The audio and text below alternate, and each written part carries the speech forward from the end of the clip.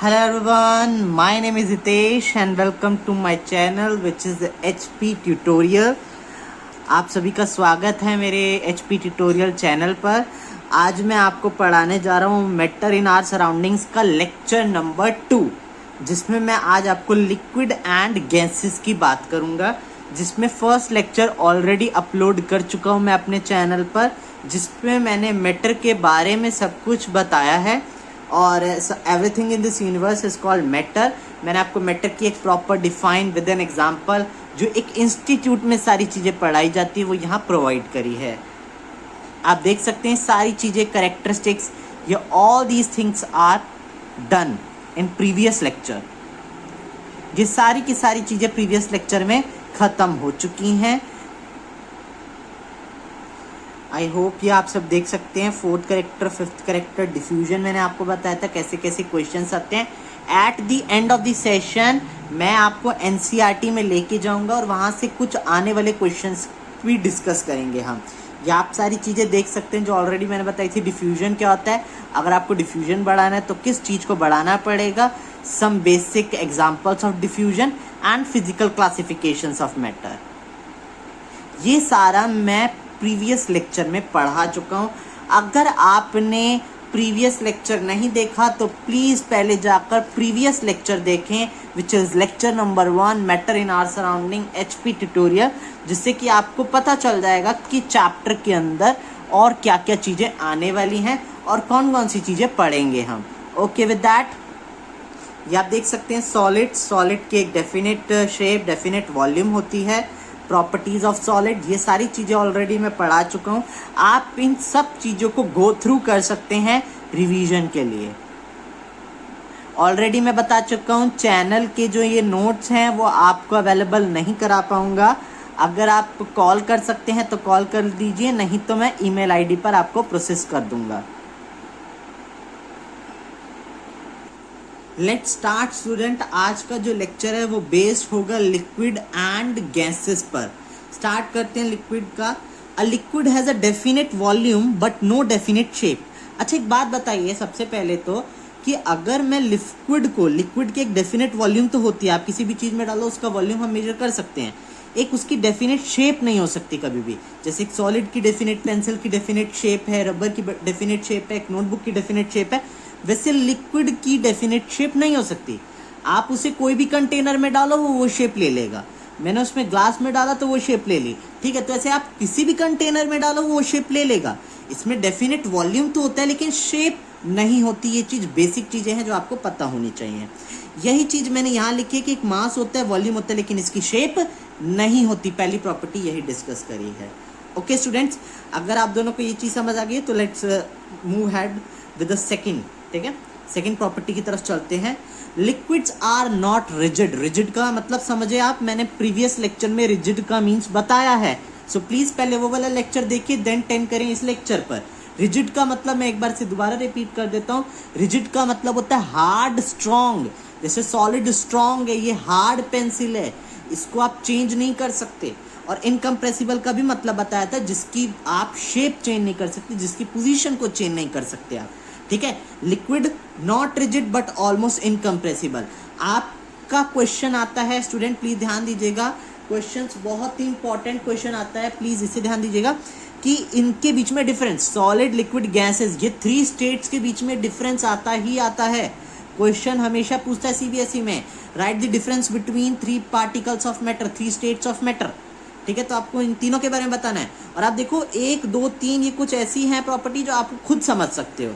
बाकी intermolecular force of attraction ये based करेगी आपके समझने के सेंस पर कि आप कितनी जल्दी वो चीज समझते हैं।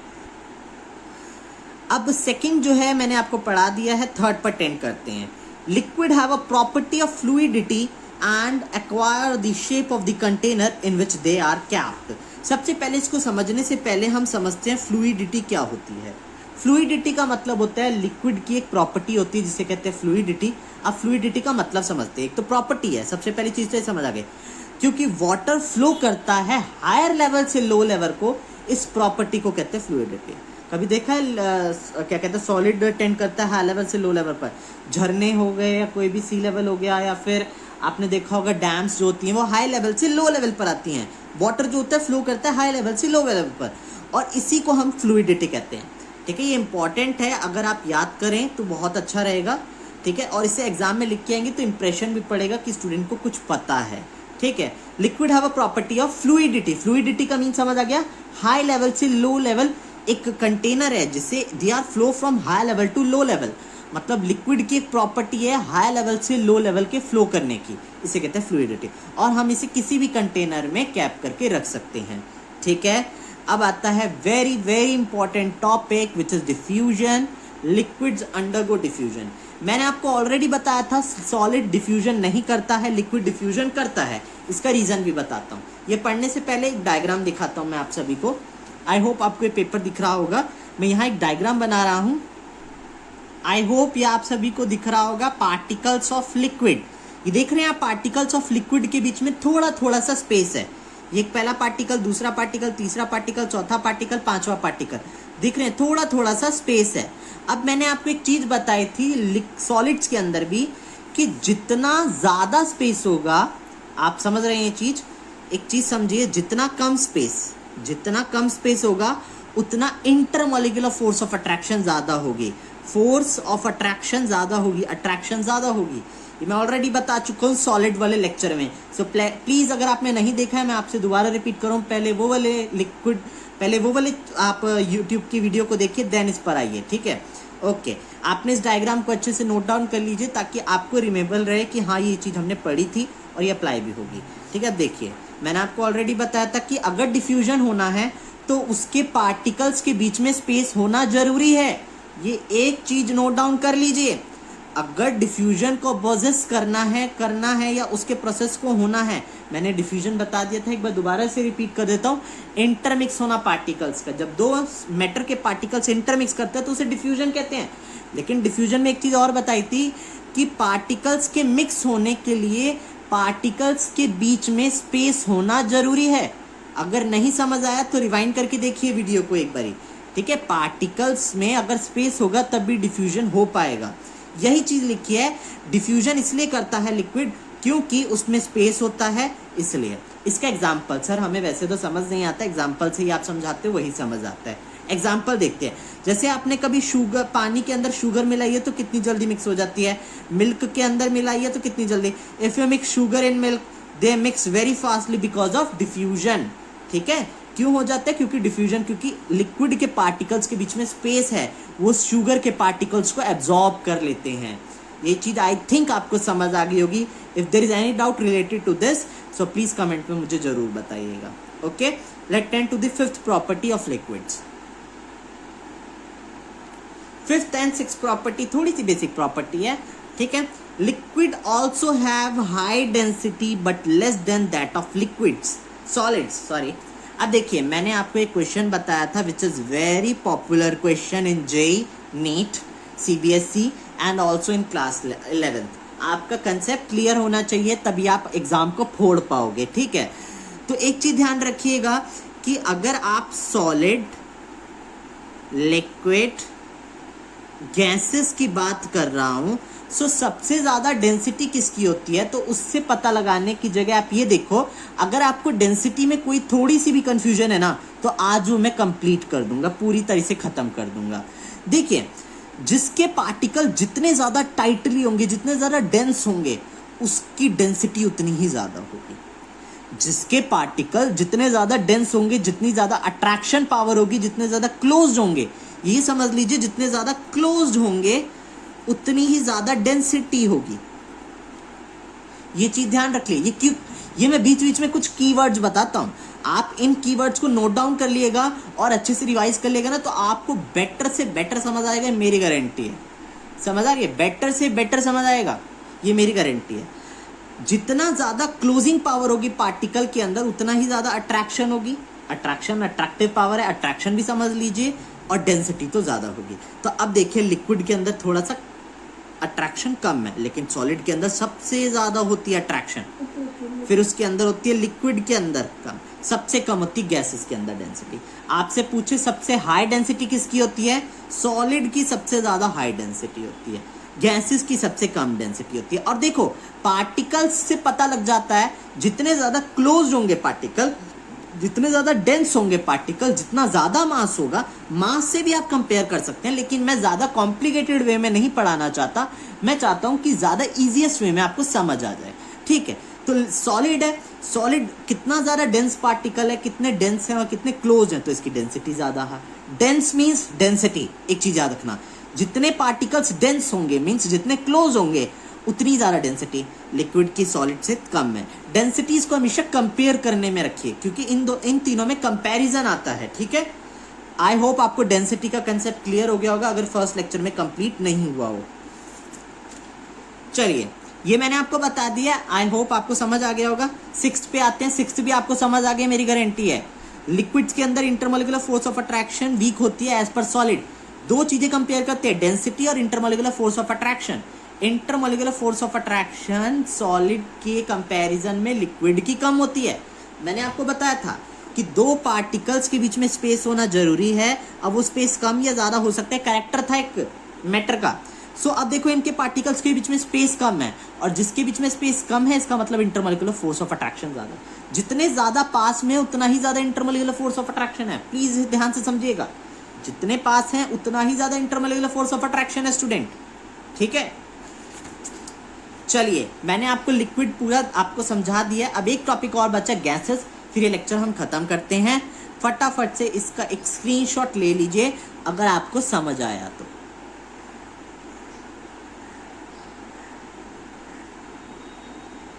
आप चाहें तो स्क्रीनशॉट ले सकते हैं।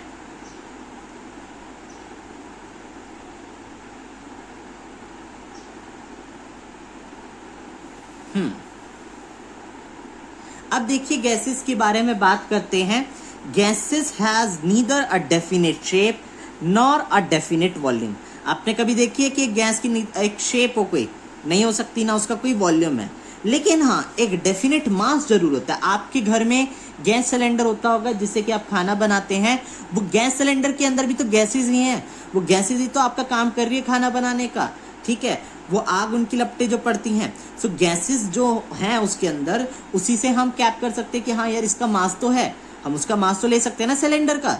A gas has a neither definite volume not definite shape but in has definite मास, उसका मास होता है। It acquire the shape of the volume of the container, उससे कंटेनर का एक शेप चाहिए जिसमें कैप। अच्छा, जैसे पानी था, मैंने आपको बताया था कि पानी की कोई शेप नहीं होती, ऐसे गैसेस की भी कोई शेप नहीं होती। आप उसे जिस कंटेनर में डालो डल जाएगा, लेकिन गैसेस का एक अलग ही प्रोपागेंडा है कि उसको आपको हाई प्रेशर देना पड़ेगा तभी वो किसी स्टोर में या किसी कंटेनर में स्टोर होगा, ठीक है। आपको हाई प्रेशर देना पड़ेगा तब जाके वो स्टोर होगा, ठीक है। गैसेस आर हाईली कंप्रेसिबल, ये तो बता दिया भैया हम। प्रेशर, अभी मैंने क्या कहा, प्रेशर डाल के आप कंटेनर में स्टोर करके रख सकते हैं, मतलब कंप्रेसिबल मींस बताया था जिसका आप प्रेशर डालें और चेंज हो जाए उसकी पोजीशन। हो रही है, प्रेशर डाल रहा हूं तो है, तो गैसेस आर हाईली कंप्रेसिबल, हम उस पर प्रेशर अप्लाई कर सकते हैं। और एक चीज ध्यान रखिएगा सबसे important, which is third property of gases, कि गैसेस जो होती हैं एक्सर्ट करती हैं pressure on the walls of the container. Student please ध्यान से सुनिएगा। Suppose I will give an example for you.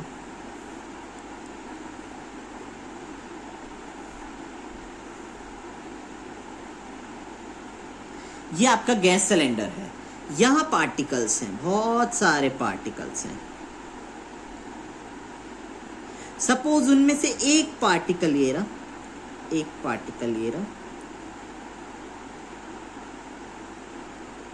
अब देखो, फोर्थ प्रॉपर्टी या थर्ड प्रॉपर्टी क्या कहती है कि जो गैसेस के जो पार्टिकल्स होते हैं ना, वो वॉल्स पर अपना प्रेशर एक्सर्ट करते हैं। आपको पता है एक चीज, क्या गैसेस के जो पार्टिकल्स हैं बहुत कॉन्टिन्यूसली मूव करते हैं, उनके बीच में स्पेस भी बहुत कम होता है।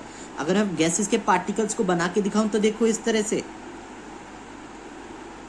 कितनी दूर दूर है, कितनी दूर दूर है ना। इंटरमोलिकुलर फोर्स ऑफ अट्रैक्शन तो बिल्कुल कम, स्पेस तो बिल्कुल कम, ठीक है, डेंसिटी तो बिल्कुल कम, क्योंकि डेंस ही नहीं है बिल्कुल ही। मैंने आधा टॉपिक तो ऐसे ही पढ़ा दिया, लेकिन अब इसके बारे में समझते हैं क्योंकि थोड़ा सा कॉम्प्लिकेटेड वे है। कह रहा है कि जो गैसेस होते हैं, गैसेस की जो पार्टिकल्स होते हैं, वो वॉल्स पर अपना प्रेशर एक्सर्ट करते हैं। जैसे ये वॉल्स पर अपना प्रेशर एक्सर्ट कर रहे हैं, बाहर निकलने की पूरी कोशिश करेंगे ये, तभी तो हमें हाई प्रेशर लगाकर इनको बंप कर कर एक कंटेनर में स्टोर करके रखना पड़ता है ताकि निकल ना जाए।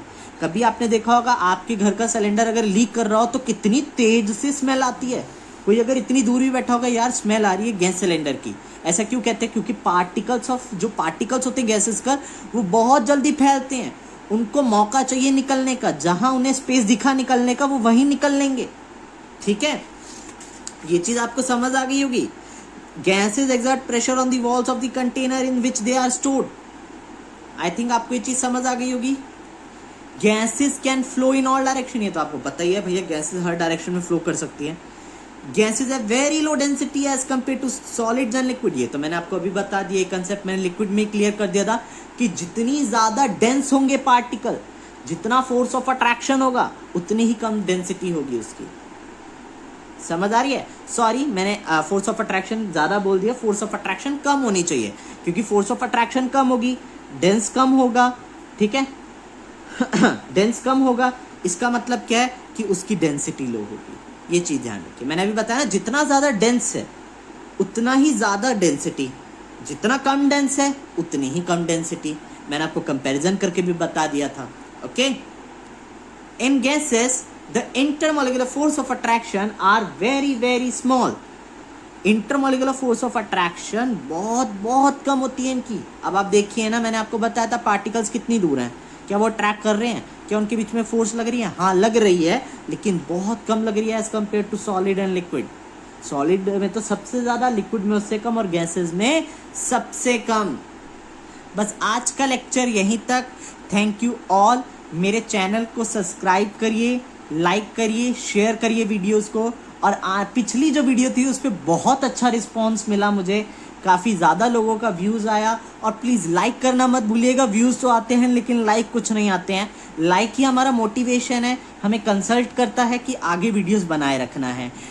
एक चीज़ मैं और बता दूँ, ये फाउंडेशन कोर्स है, फाउंडेशन कोर्स ऑफ क्लास 9, जिसके अंदर मैं आपको पूरा का पूरा कोर्स कंप्लीट कराऊंगा। कोशिश यही होगी मेरी, क्लास 9 की maths and science. Thank you all. अपना ध्यान रखिए। Stay safe, stay